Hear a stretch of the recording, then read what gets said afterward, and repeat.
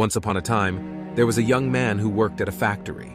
His mentor, an old technician, taught him to talk less, do more, and never stop developing his skills in every aspect of the factory's operations.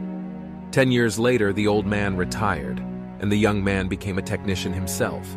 He continued to do his work with the same dedication and diligence as he was taught. One day, he visited his mentor. The old man saw that he seemed unhappy and asked what was troubling him. The young man cried and poured his heart out. "I have been following your instructions exactly all these years. No matter what I work on, I keep quiet and focus on the job.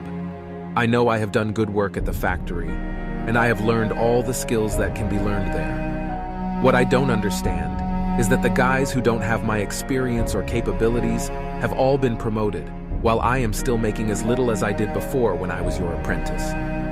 The old man asked, "Are you positive that you have become indispensable to the factory?" The young man nodded. "Yes."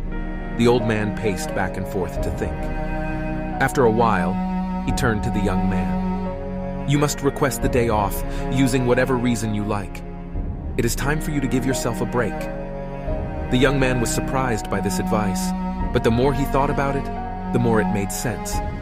He thanked his teacher and left quickly to make a time-off request. When he returned to work after his day off, the manager called him into the office to tell him that things did not go well at the factory while he was gone.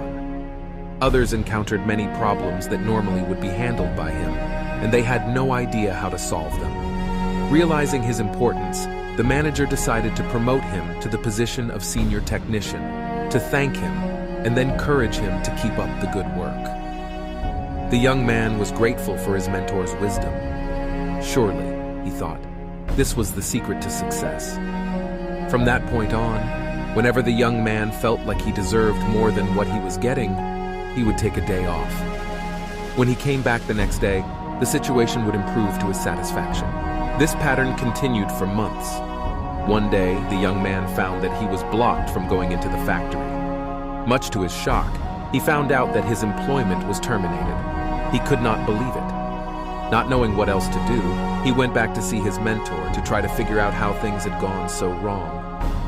"Why did I lose my job?" he asked with wounded pride. "Did I not do everything as you instructed?" "Actually, you did not, because you heard only half the lesson," the old man shook his head. "You understood right away that no one pays any attention to a light bulb that is always on. It is only when it goes off that people suddenly take notice and realize they've been taking it for granted. You were so eager to apply this understanding that you left before hearing the second half." Second half? It began to dawn on the young man that perhaps he made a big mistake. What was the second half? The mentor spoke slowly to make his point. The second half, more important than the first, is the realization that if a light bulb goes off frequently, then sooner or later it will be replaced with one that is more reliable.